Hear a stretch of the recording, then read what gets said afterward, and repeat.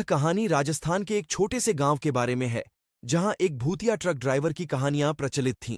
गांव का नाम था पूनापुरा, और यहां के लोग बेहद मेहनती और ईमानदार थे। वीडियो अच्छी लगी तो वीडियो को लाइक जरूर करें और चैनल को सब्सक्राइब करें। इस गांव की एक विशेषता थी, यहां रात को कोई भी बाहर निकलने की हिम्मत नहीं करता था, खासकर मुख्य सड़क पर। एक दिन पूनापुरा गांव में एक नया ट्रक ड्राइवर आया। उसका नाम था रामू। रामू एक साहसी और बेखौफ आदमी था।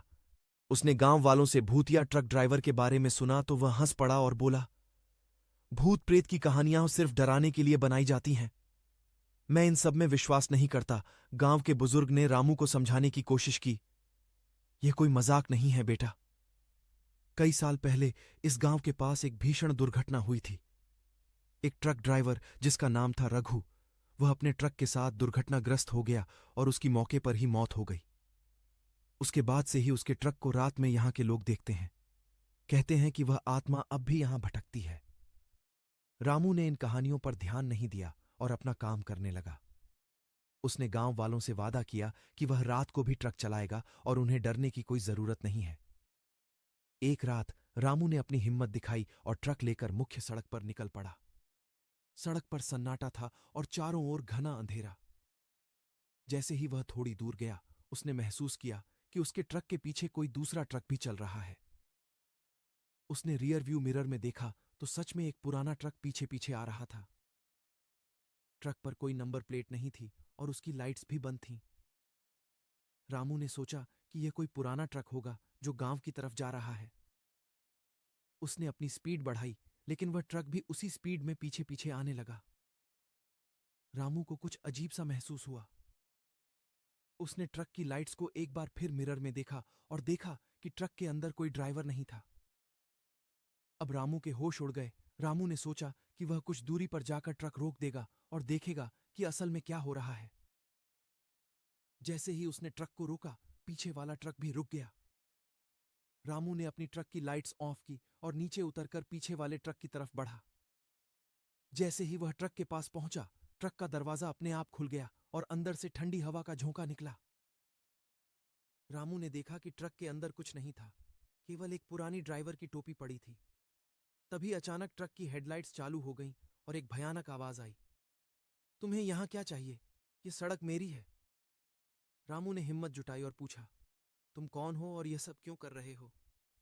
आवाज आई, मैं रघु हूं। ये मेरा ट्रक है और यह सड़क मेरी है। मैं यहां तब तक रहूंगा जब तक मेरा बदला पूरा नहीं होता। रामू ने पूछा, तुम्हारा बदला किससे लेना है? रघु की आत्मा ने बताया कि उसकी मौत एक साजिश का हिस्सा थी। उसके दोस्त और ट्रक मालिक ने मिलकर उसे मार दिया था और उसकी बीवी और बच्चों को भी परेशान किया था। वह आत्मा अब उन लोगों से बदला लेना चाहती थी जिन्होंने उसे धोखा दिया था।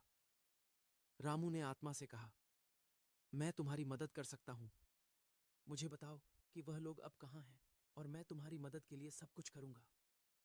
रघु की आत्मा ने रामू को बताया कि वह लोग अब भी शहर में हैं और वहां एक बड़ी ट्रांसपोर्ट कंपनी चलाते हैं। रामू ने वादा किया कि वह उनकी साजिश को बेनकाब करेगा और न्याय दिलाएगा।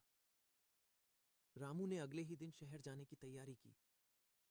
वह रघु की आत्मा के दिए हुए संकेतों के आधार पर ट्रांसपोर्ट कंपनी पहुंचा। वहां उसने पाया कि कंपनी के मालिक बेहद अमीर और प्रभावशाली लोग थे।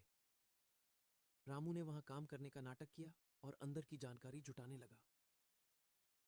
कई महीनों की मेहनत के बाद रामू ने सबूत इकट्ठे कर लिए कि रघु की हत्या एक सुनियोजित साजिश थी। उसने सबूतों को लेकर पुलिस के पास जाने का फैसला किया। पुलिस ने जब सबूत देखे तो उन्होंने तुरंत कार्यवाही की और ट्रांसपोर्ट कंपनी के मालिकों को गिरफ्तार कर लिया। जब रघु की आत्मा को यह पता चला कि उसके दोषियों को सजा मिल गई है, तो उसने रामू का धन्यवाद किया और कहा, तुमने मुझे मुक्त कर दिया। अब मैं शांति से जा सकता हूं। रामू ने देखा कि रघु की आत्मा धीरे धीरे गायब हो गई और उसके बाद वह भूतिया ट्रक भी कभी नहीं दिखा। गांव वालों ने रामू की हिम्मत और उसकी मदद को सराहा और उसे अपना हीरो मान लिया।